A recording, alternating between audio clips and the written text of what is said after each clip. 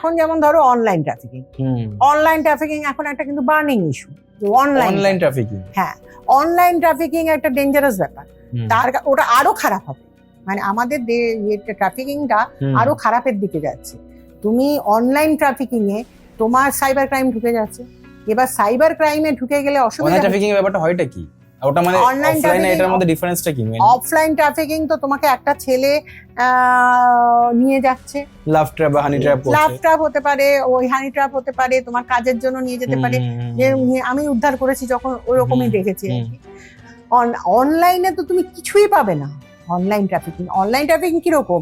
তোমাকে একটা মেসেজ পাঠিয়ে দিল, তোমাকে একটা মেসেজ পাঠালো, তোমাকে একটা প্রলোভন অ্যাডভার্টাইজমেন্ট করে পাঠালো যে এইখানে চাকরি করলে তোমার কোনোই গুণ লাগবে না, কিন্তু তোমার মাইনে 1 লাখ টাকা, এই ধরনের একটা করলো। কোনো মেয়ে ওই ট্র্যাপে পা দিল, বেশিরভাগ মেয়েই পা দেবে যারা আর কি পয়সা ভালোবাসে, খুব বেশি পয়সা চায়।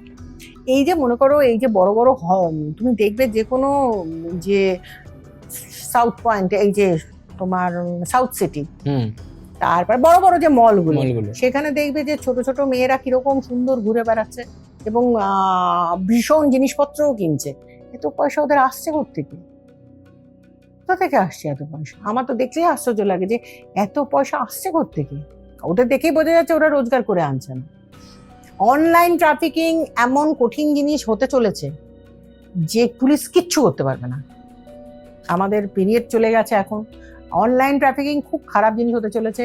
এখানে তোমাকে নানান রকম ভাবে তোমার ইন্টিমেট হবে অনলাইনে, তারপরে তোমার ফটো চাইবে। তুমি একটা ইন্টিমেট মুহূর্তে প্রচন্ডভাবে প্রেমে পড়ে যাবে, তুমি একটা ফটো দিয়ে দেবে। এইবার সেই ফটো নিয়ে আরম্ভ হবে ব্ল্যাকমেল করে তোমাকে ট্রাফিক করা কোনো কষ্টের ব্যাপার না। এবং এটাকে খুঁজে পাওয়া, এই সাইবার ক্রাইম দিয়ে অনলাইন ট্রাফিকিং এর আসামিকে খুঁজে বার করা পুলিশের কাছে একটা বিপজ্জনক ব্যাপার হবে।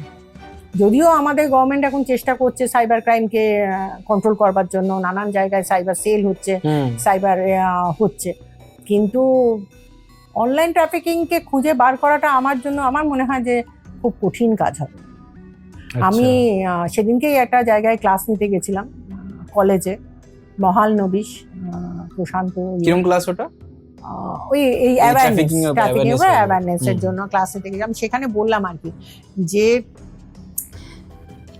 খুব ওভার শেয়ার করা যেমন ভালো নয়, খুব ফেসবুকে খুব ওভার শেয়ার, খুব ছবি দিচ্ছি এরকম যেমন খুব একটা ভালো না। তারপরে লোকেশন, তোমার লোকেশন শেয়ার করা, তুমি লোকেশন শেয়ার করে দিচ্ছ তোমার, যেটা আমাদের এখন লাইভ লোকেশন পাঠায়, লাইভ লোকেশন শেয়ার করা, তোমার বাড়ির ছবি দেওয়া, তোমার সমস্ত ফ্যামিলির গল্প খুব বেশি করা ভালো নয়, যাদের তুমি একদম না চেনো। আমি সেগুলোই বাচ্চাদের বললাম আর কি, এগুলো করা খুব একটা ভালো নয়। তারপরে খুব ইন্টিমেট মুহূর্তের ছবি যদি কেউ চায় তাহলে সেটা একদমই দেওয়া উচিত না, তার কারণ যে তোমাকে প্রচন্ড ভালোবাসে সে এত ইন্টিমেট ছবি এত অল্প সময়ের মধ্যে চাইবে না। হ্যাঁ, সুতরাং ইন্টিমেট ছবি দেওয়াটা একদমই ভালো নয়, কারণ এগুলো কিন্তু সব ট্র্যাপ। এই ট্র্যাপে তুমি যদি একবার পা দিয়েছো তাহলে তোমার ওই ট্র্যাপ থেকে বেরিয়ে আসা কিন্তু খুব কষ্টকর হবে, কারণ ভাইরাল করে দেবো, তোমার ছবি ভাইরাল করে দেবো, হ্যানা করে দেবো, এরকম ধরনের নানান রকম ব্ল্যাকমেলিং আরম্ভ হবে। আর সেইখানে সেই মেয়েটিকে ব্ল্যাকমেল করে ওকে নিজের কাজে ইউজ করবে, এরকম তোমার তো দরকার হবে না তোমাকে করা, তোমাকে তো ট্রাফিক করারই দরকার হবে না। মেয়েটাকে তুমি ডাকবে, মেয়েটা আসবে, মেয়েটাকে হোটেলে পাঠিয়ে দিলে, মেয়েটা কাজ করলো, পয়সা তুমি পেয়ে গেলে, মেয়ে পয়সা পেয়ে গেল, চলে গেল, অথচ বাচ্চা মেয়ে। অসুবিধা এটা হচ্ছে যে এই মেয়েটা কতদিন সুস্থ থাকবে, সমাজের উপর ইম্প্যাক্ট এটা পড়বে, মেয়েটা কতদিন সুস্থ থাকবে। সমাজের উপরে নেক্সট ইম্প্যাক্ট এটা পড়বে যে মেয়েটার বাবা মা না জানিয়ে মেয়েটাকে একটা ছেলের সঙ্গে বিয়ে দেবে, এবং ছেলেটা যখন জানতে পারবে তখন এই বিয়েটা টিকবে না, তখন একটা 498 কেস হবে। অসুবিধা হচ্ছে যে মেয়েটার যখন বাচ্চা হবে সেই বাচ্চাটা কার কাস্টাডিতে যাবে, সমাজের উপর ইম্প্যাক্টটা কি করবে। অসুবিধা এটা হবে যে মেয়েটা এত বেশি ফফিশ হয়ে যাবে, এত বেশি টাকার মুখ দেখবে, ওর অল্প বয়সে এত টাকার বেশি মুখ দেখবে, হাজব্যান্ডের ওই ছোট পয়সায় ও স্যাটিসফাইড থাকতে পারবে না। সমাজের উপর ইম্প্যাক্ট কি পড়বে। ওর যে বাচ্চাটা হবে সেই বাচ্চাটাকে কে বড় করবে, বাবা না মা? মা কি করে বড় করবে? মা তো নিজেই পথভ্রষ্ট। ইম্প্যাক্ট সমাজের উপর পড়বে, আর সেই সমাজের উপর ইম্প্যাক্ট পড়ে ছেলেমেয়েরা নষ্ট হয়ে যাবে এবং এই রেপ আরো বাড়বে। যে আজকে যে রেপ হয়েছে, আর অসংখ্য রেপ হচ্ছে, চারিদিকে রেপ হচ্ছে, চারিদিকে। আমরা কটা খবর পাই, আমরা হাজারটা রেপ হলে আমরা খুব বেশি হলে 50টার খবর পাই। 950টা আমরা খবর পাই না। দাদার বন্ধু, দাদা, জ্যাঠতুতো দাদা, খুড়তুতো দাদা, খুড়তুতো কাকা, এরা যারা করে, চক্ষু লজ্জার জন্য এরা বলে না, হুম, মাকে বললে মা পাত্তা দেবে না, মা বলবে বেশি পাকা হয়েছিস, অসভ্য হয়েছিস, সেই জন্য পাত্তা দেবে না, বলে না। সুগার ড্যাডি, এই যে আজকাল বেরিয়েছে সুগার ড্যাডি, আজকাল কি হচ্ছে না, বয়স্ক লোকেদের সঙ্গে একটা ছোট্ট বাচ্চা মেয়ে ঘুরে বেড়াচ্ছে। হুম, বাচ্চা মেয়েটাকে ও অনেক কিছু কিনে দিচ্ছে, ওর হচ্ছে গিয়ে যে ও বাচ্চা মেয়েকে এক্সপ্লয়েট করতে পারছে, কিন্তু এই মেয়েটা কি বুঝতে পারছে যে ও এক্সপ্লয়েটেড হচ্ছে? ও বুঝতে পারছে না, কারণ ও জিনিসপত্র পাচ্ছে, ও আদর পাচ্ছে, ও অনেক প্রায়োরিটি পাচ্ছে। আমাদের মেয়েদের প্রায়োরিটি দিলে তো সর্বনাশ হয়ে গেছে, সেটাই। তাকে দিয়ে সবকিছু করানো যায় যদি তাকে প্রায়োরিটি দেওয়া যায়। তো প্রায়োরিটি পাচ্ছে, শুধু কিছু করার নেই, পুলিশের কিচ্ছু করার নেই।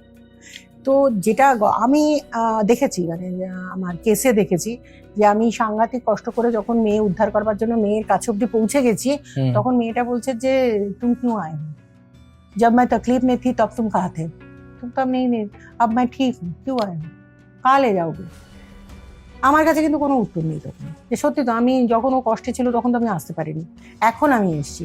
একটা মেয়েকে তুমি 7 দিন, 10 দিন, 15 দিন, 1 মাস, 3 মাস, 6 মাস অবধি তার কষ্ট হয়, এই শারীরিক কষ্টটা, তারপর তো সেটা অভ্যাস হয়ে যায়, বডিটা অ্যাডাপ্ট করে নেয়, তারপর তো সেটা অভ্যাস হয়ে যায়, তখন তার কষ্ট হয় না। তখন যদি আমি তাকে উদ্ধার করে নিয়ে এসে আবার তার গ্রামের বাড়িতে ফিরে যাই, এবং গ্রামের লোকেরা যদি তাকে প্রস্টিটিউট বলে চিৎকার করে এবং তাকে দেখে হাসি ঠাট্টা করে, তার আঁচল ধরে টানে, তাহলে তো সেটা তার কাছে বেশি কষ্টকর সেটাই এখানে থাকার থেকে।